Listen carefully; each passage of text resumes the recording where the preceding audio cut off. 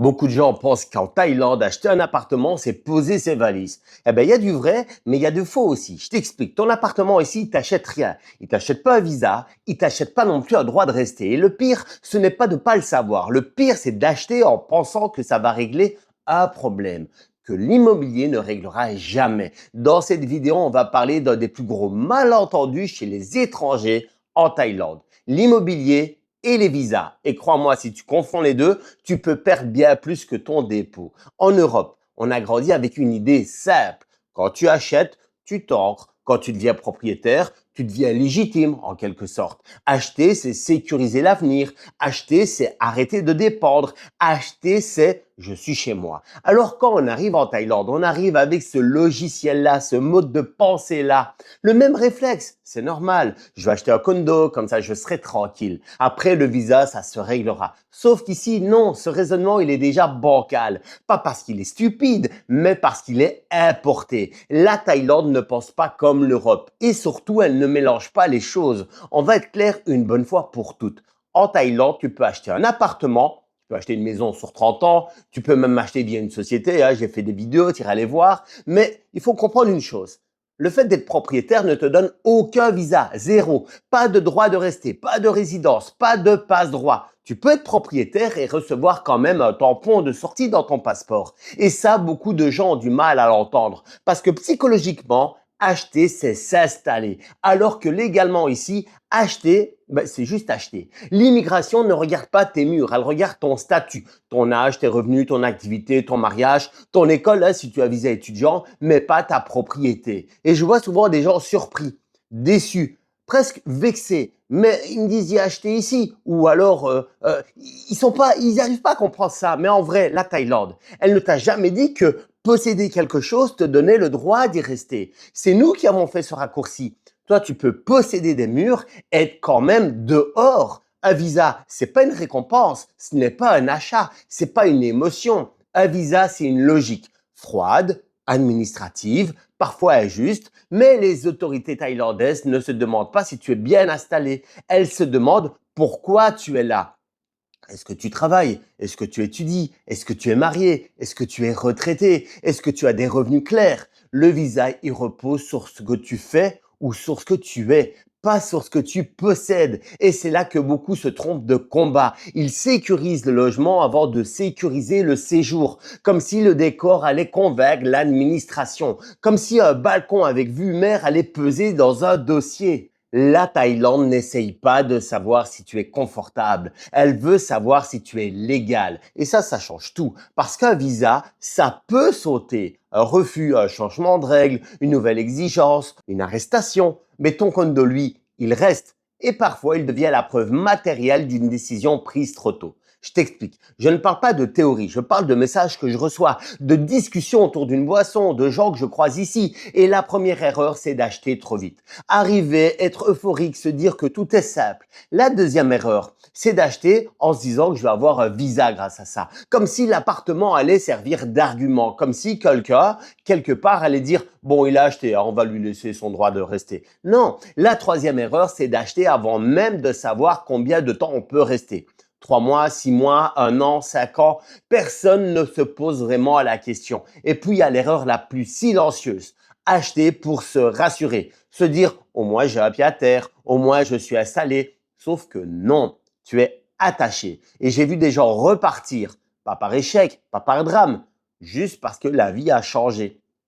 Et le visa aussi, il a changé. Le projet a changé. Et l'appartement, lui, il est resté. Parfois loué, parfois vide, parfois revendu à perte. Ils ont acheté pour rester, ils sont repartis en laissant les clés. Alors attention, si tu pars, tu pourras quand même revenir ici en exemption de visa. 2 mois, fais une rallonge d'1 mois pour un 3e mois. Tu pourras bénéficier, jouir finalement de ta propriété quand tu viens en vacances ici ou en attendant d'avoir le bon visa, de te mettre en règle. Mais il faut comprendre ça. Pourquoi je te parle de ça? Parce que j'ai vu des personnes acheter ici. Ils étaient mariés, ils avaient un visa mariage et puis ils se sont séparés.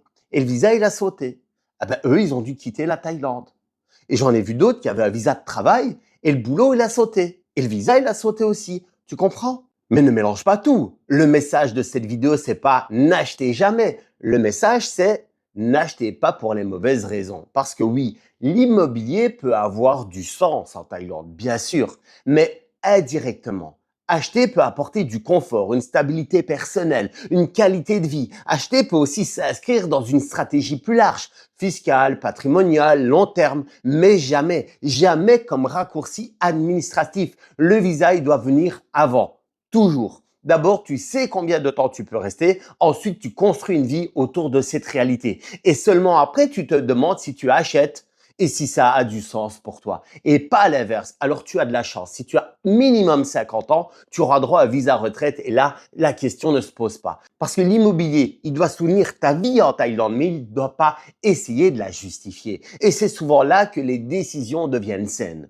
Plus calmes, plus lucides, moins émotionnelles. Alors, je vais dire comment moi j'ai raisonné. Quand je suis arrivé en Thaïlande, la première question que je me suis posée, c'était pas qu'est-ce que je vais acheter, c'était combien de temps je peux rester ici légalement, sereinement. Et tant que cette réponse n'était pas claire, acheter n'avait aucun sens. Parce qu'un appartement, c'est du long terme. Un visa, c'est du conditionnel. Alors, quand je suis arrivé en Thaïlande, j'étais dans la fin de ma trentaine. Là, j'ai 41 ans, ça fait un petit moment que je suis là. J'ai toujours voulu avoir une vision long terme. Je préfère adapter mes murs à ma vie et pas adapter ma vie à des murs. Et je vois trop de gens faire l'inverse. Ils construisent quelque chose de solide sur une base administrative fragile. Et après, ils s'étonnent d'être stressés, de surveiller les règles, de vivre avec une échéance dans la tête. Pour moi, la logique, elle est simple. Le visa d'abord, la stabilité ensuite, l'immobilier en dernier. Le reste, c'est de l'émotion déguisée en stratégie. Ce qu'il faut retenir, c'est qu'en Thaïlande, acheter ne te donne pas le droit de rester. Ça te donne juste un bien, ce que tu achètes. Le visa, lui, c'est la base. L'immobilier, c'est une conséquence. Si tu inverses les deux, tu prends un risque inutile. Pas toujours financier, mais mental. Ici, on ne s'installe pas avec des murs, on s'installe avec une stratégie. Et une fois que cette stratégie est claire, alors seulement l'immobilier peut devenir un vrai choix, pas une béquille. L'objectif de cette vidéo, c'est je m'adresse à tout le monde, hein, mais plutôt sensibiliser ceux qui n'ont pas encore 50 ans, ceux qui n'ont pas encore le visa retraite. Alors posez-vous la question, à quel visa êtes-vous éligible? Bon, il y en a plein. Ça peut être un visa DTV, ça peut être un visa de travail, un visa étudiant, ça peut être un visa mariage, ça peut être un visa investissement. Il y en a beaucoup. Vous allez voir, il y en a plein. Mais posez-vous d'abord cette question. Trouvez le visa qui va correspondre à votre vie, à votre mode de vie, à votre âge, à votre situation. Et puis, quand vous êtes installé ici, à ce moment-là, si vous avez envie d'acheter, eh bien, achetez parce que la Thaïlande, c'est magnifique et avoir son pied à terre, pouvoir poser ses valises, c'est une très bonne chose. Donc, faites-le, mais en ayant d'abord réglé le problème du visa. N'hésitez pas à poser vos questions en commentaire, j'y répondrai. Si vous voulez que j'aborde un sujet qui est en rapport avec l'immobilier en Thaïlande, je le ferai. Pense également un petit pouce à la vidéo, un petit like, fais-le. Ça prend 2 secondes, ça te coûte rien. Bouf, bouf. Voilà, c'est fait. Et moi, ça va aider l'algo, ça va aider la chaîne. Et ça, je t'en remercie par avance. Si t'es pas encore abonné à la chaîne, tu peux le faire. Il y a une vidéo qui sort tous les 3-4 jours. Et puis, je te dis à tout bientôt pour une nouvelle vidéo. Salut!